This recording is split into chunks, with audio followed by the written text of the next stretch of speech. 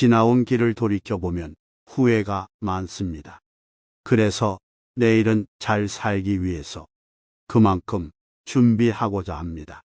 인생의 절반쯤 왔다면 앞으로 어떤 준비를 해야 좋을지 생각해 봅니다. 돈을 더 모을 걸. 더 높은 자리에 올랐어야 했는데 같은 후회가 떠오르나요? 그러나 이런 후회나 이를 위한 준비를 말한 것은 아닙니다. 50이 되었다면 이제는 50에 필요한 후회와 준비를 해야 합니다. 불필요한 후회, 쓸데없는 준비를 하느라 새로운 길로 나아가는 용기를 꺾어서는 곤란하지요. 지금까지의 후회를 되풀이해서는 안 됩니다. 물론 그동안 살아왔던 방식을 무작정 외면하기는 쉽지 않을 것입니다. 예를 들면 자본주의에 익숙해진 나머지 나 자신을 있는 그대로 바라보지 못하고 얼마나 쓸모 있는지를 따지며 인적 자원으로 평가하는 일입니다. 그러다 보면 스스로를 쓸모없는 사람으로 생각하기 쉽습니다. 하지만 스스로를 자본주의 속 하나의 부품으로 여기는 것은 스스로의 가치를 낮추는 일이라는 사실을 기억해야 합니다. 50이 될 때까지 치열하게 살아왔지만 삶의 마지막을 여유롭게 즐기려던 마음과는 달리 나 자신을 마치 유효기간이 지난 폐기물처럼 바라본다면 비극이 아닐 수 없습니다. 실제로 평균 수명은 올라가고 있지만 정년 퇴직 나이는 옛날과 그다지 변한 게 없습니다. 하지만 퇴직 이후의 삶에 필요한 노후 자금, 집값과 함께 오른 보유세, 10,000원짜리 지폐 한 장으로는 김밥에 라면, 그리고 커피 한 잔조차도 마시기 힘든 물가 등등 돈 문제는 막막하기만 합니다. 당장 일을 그만두고 싶어도 그만둘 수 없는 아이러니 속에서 50은 갈 곳을 잃었습니다.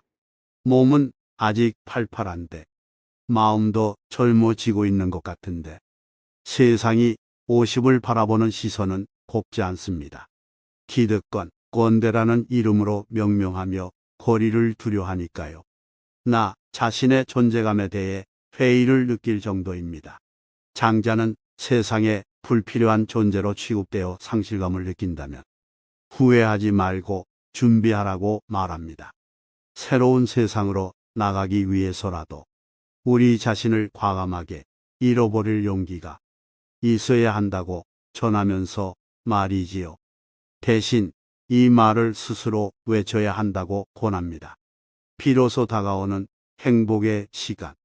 누구나 행복을 원합니다.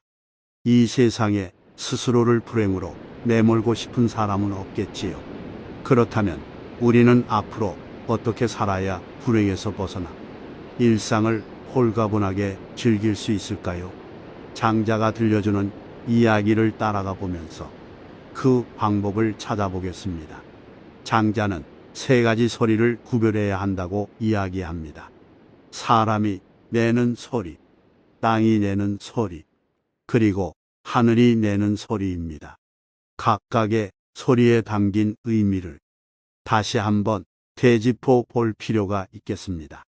첫째, 사람이 내는 소리란 나 자신이 내는 소리입니다. 스스로의 경험만이 담긴 소리이지요. 둘째, 땅이 내는 소리는 예기치 않게 마주친 누군가와의 관계에서 나는 소리입니다.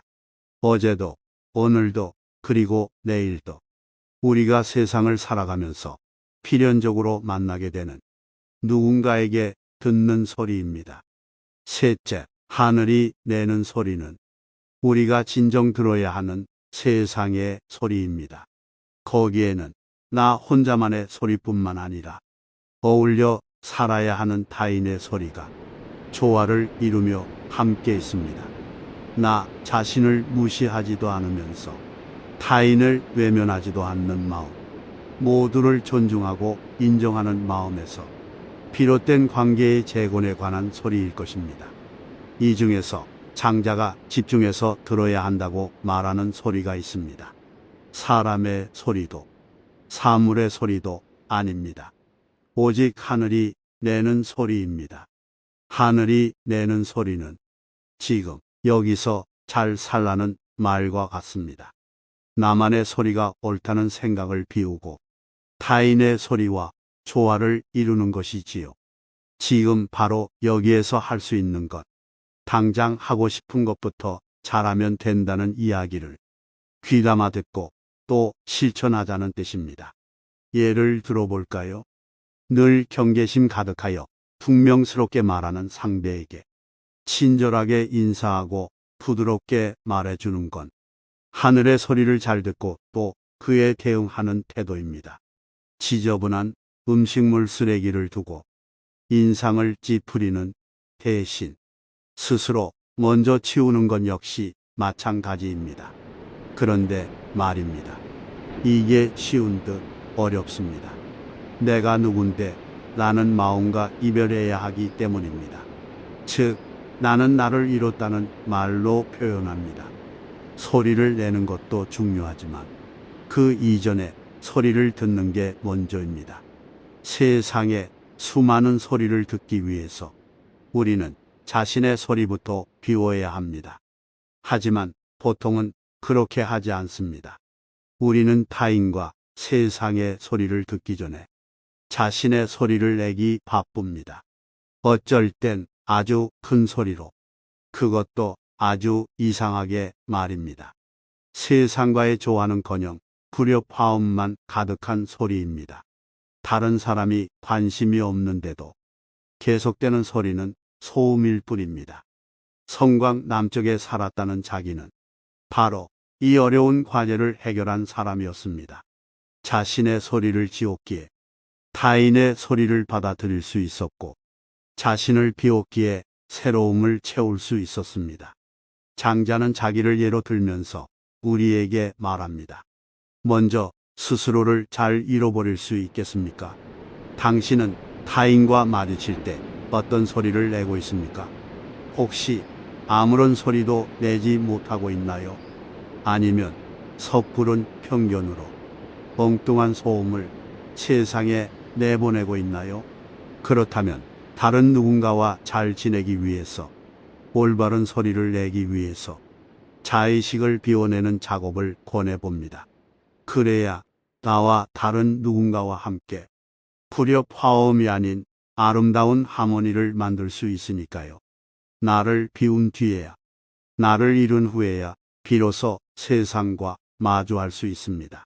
지금까지 쌓아왔던 갑갑하고 답답하며 지극히 세속적인 권위와 명예, 그리고 돈에 대한 거친 생각을 비워내야 합니다. 그때 우리는 비로소 나와 다른 누군가를 만날 준비가 된 것이며, 그런 만남을 통해 만들어지는 소리야말로 아름다운 소리라고 할 수 있습니다. 내 생각을 내려놓을 때 비로소 내 존재가 드러나기 시작합니다. 내 생각을 잠시 접을 때 비로소 상대방의 존재도 드러납니다. 하지만 상대방의 말을 듣기보다는 나의 경험과 생각을 하나도 빼지 않고 말해야 직성이 풀리는 사람이 있습니다. 대화를 나누고 왔는데 내 이야기만 하다 온 것 같은 경험이 있지 않나요? 상대방의 말을 들어주지 못하면 당연히 관계도 엉망이 됩니다. 우리는 말을 잘하면 상대가 쉽게 넘어오리라고 착각합니다. 하지만 실제로는 오히려 그 반대입니다. 사람은 자신의 말을 잘 들어주는 사람에게 마음을 빼앗깁니다. 자기 말만 하는 사람에게 귀를 기울여 주는 사람은 세상 어디에도 없습니다. 그래서 필요한 것이 상대방을 있는 그대로 받아들이는 태도입니다. 오직 사람뿐일까요? 자신을 둘러싼 환경을 있는 그대로 받아들이는 것도 장자가 말하는 삶의 기술 중에 하나입니다. 이를 위해 그동안 쌓아 온 경험치를 내려놓는 것부터 시작하려 합니다. 매의 눈으로 상대방의 잘못을 파헤치기보다는 볼 필요가 없는 건 보지 않는 용기를 지니고 싶습니다. 장자가 극찬했던 신도가의 스승처럼 말이죠. 네, 그렇습니다. 굳이 볼 필요가 없는 것을 보지 않을 수 있을 때 우리는 어른이 됩니다. 장자가 가장 중요하게 생각한 것은 삶의 자유와 해방이었습니다. 옳고 그름을 초월하여 내 존재를 있는 그대로 깨달을 때 얻어지는 것이 자유이고 해방이라는 것이 장자의 생각이었습니다. 그렇다고 오로지 개인의 자유만을 강조한 건 아닙니다.